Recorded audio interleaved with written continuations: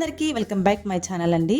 ఈ ఇయర్ కూడా నేను గోల్కొండ కోటకు వెళ్ళి బొట్లు పెడదామని అయితే ఫిక్స్ అయిపోయాము. ఆషాఢ మాసంలో ఫస్ట్ శుక్రవారం అనమాట. ఇక్కడ కింద అయితే ఎవరెవరు కుంకుమ, పసుపు, ఆయిల్ అవన్నీ సపరేట్ చేసుకున్నాం అనమాట. ఒక చిన్న చిన్న బౌల్స్లో తీసుకున్నాము. సో ఇదైతే స్టార్టింగ్ పాయింట్ అనమాట. చాలా చాలా బాగుంటుంది, మీరు తప్పకుండా విజిట్ చేయండి. ఇక్కడ నుంచి అయితే బొట్లు అయితే మేము స్టార్ట్ చేసామన్నమాట.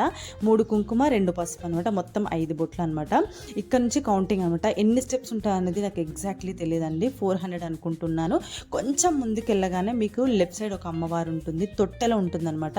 తొట్టెల కట్టుకోవడం, కొబ్బరికాయ ప్లస్ ప్రసాదాలు అమ్మవారికి సమర్పించుకోవచ్చు. ఈ బొట్లు అనేది ఏంటంటే కోరిక తీరాక పెట్టాలా లేదంటే ముందు పెట్టుకొని కోరిక కోరుకోవాలా అనేది నాకైతే తెలియదండి. నేనైతే డైరెక్ట్గా స్టార్ట్ చేశాను అనమాట.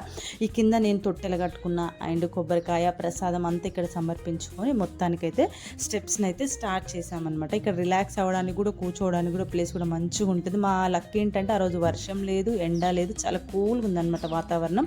సో నేనైతే స్టార్ట్ చేశాను అనమాట. నీకు ఒక క్లాత్ కూడా పెట్టుకున్నాను అనమాట, పసుపు కుంకుమ ఒక క్లాత్ అనమాట. ఎందుకంటే మధ్యలో స్వెట్ వచ్చినా లేదంటే ఫోన్ పట్టుకోవాలన్నా ఆ క్లాత్కి అదంతా తుడుచుకొని ఫోన్ పట్టుకోదు, అలాగే పట్టుకుంటే ఫోన్ స్క్రీన్ ఖరాబ్ అయ్యే అవకాశం ఉంటుంది కదా, అందుకోసమని.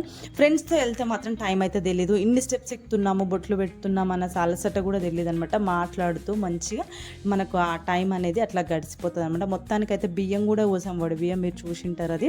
సో మాకు దగ్గరుండి ముందు కూర్చొని అమ్మవారికి అయితే బియ్యం పోయించారనమాట.